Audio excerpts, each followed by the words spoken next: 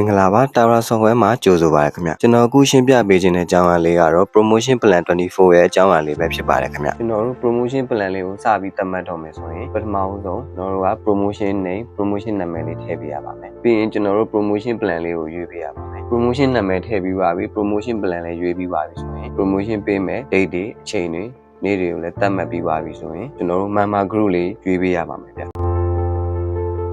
select member group ဆိုတဲ့နေရာမှာ member group အကုန်လုံးကိုပေးမယ်ဆိုရင် all member group လေးကို select ပေးထားရပါမယ်။ပြီးရင်ကျွန်တော်တို့က promoted item တွေကိုလည်းသတ်မှတ်ထားလို့ရပါတယ်။ကိုယ့်စီမှာရှိတဲ့ item တွေအကုန်လုံးကို promotion ပေးချင်တာဆိုရင်တော့ဒီနေရာလေးမှာ select all လုပ်ပြီးတော့ promotion item တွေကိုထည့်ပေးထားလို့ရပါတယ်ဗျ။ item တွေအကုန်လုံးမဟုတ်ပဲ promotion ပေးမဲ့ item တွေကိုပဲတည်တံ့သတ်မှတ်ချင်တာဆိုရင်လည်းဒီနေရာလေးမှာလာပြီးတော့ promotion ပေးချင်တဲ့ item ကို select လုပ်ပြီးတော့သတ်မှတ်ထားလို့ရပါတယ်ဗျ။ promoted item တွေသတ်မှတ်ပြီးပါပြီဆိုရင်ကျွန်တော်တို့က customer တယောက်သတ်မှတ်ထားတဲ့ငွေ amount တစ်ခုပြည့်တိုင်းမှာကျွန်တော်တို့က discount ပေးမယ် point တွေပေးမယ်ပေါ့နော်ဥပမာကျွန်တော်ကဒီ member တယောက်3သိန်းမုံပြည့်အောင်ဝယ်မယ်ဆိုရင်ဘယ်လောက် discount ပေးမှလဲ point ဘယ်လောက်ပေးမှလဲဆိုပြီးတော့ဒီနေရာမှာသတ်မှတ်လို့ရပါတယ်အားလုံးပြီးပြီဆိုတာနဲ့ကျွန်တော်တို့ add new နှိပ်ပေးရပါမယ်ဒါဆိုရင်ကျွန်တော်တို့ကဒီ promotion plan လေးကိုသတ်မှတ်ပြီးပါပြီပေါ့နော်ဟုတ်ကဲ့ကျွန်တော်တို့ promotion plan လေးကိုသတ်မှတ်ပြီးပါပြီဆိုတော့အခုကျွန်တော်အယောင်ပိုင်းလေးမှာ member တယောက်ကိုဘယ်လို discount ပေးမလဲ point တွေဘယ်လိုရပါမလဲဆိုတာလေးကိုပြပေးမှာဖြစ်ပါတယ်ကျွန်တော်တို့အယောင်တွေကိုသွားတယ်ကျွန်တော်တို့က promotion plan မှာ discount 5% ပေးမယ် point 5ခုပေးမယ်ဆိုပြီးသတ်မှတ်ခဲ့တာဆိုတော့ကျွန်တော်တို့ကဒီ member တယောက်5သိန်းမှုပြည့်အောင်ဝယ်ပါမယ်ပြီးရင်ကျွန်တော်တို့က member ကိုရွေးပေးရပါမယ်ကိုပေးခြင်းတဲ့ member လေးပေါ်လာပြီဆိုရင်တော့ member လေးကိုရွေးပေးရမှာဖြစ်ပါတယ်ပြီးရင်ကျွန်တော်တို့က pay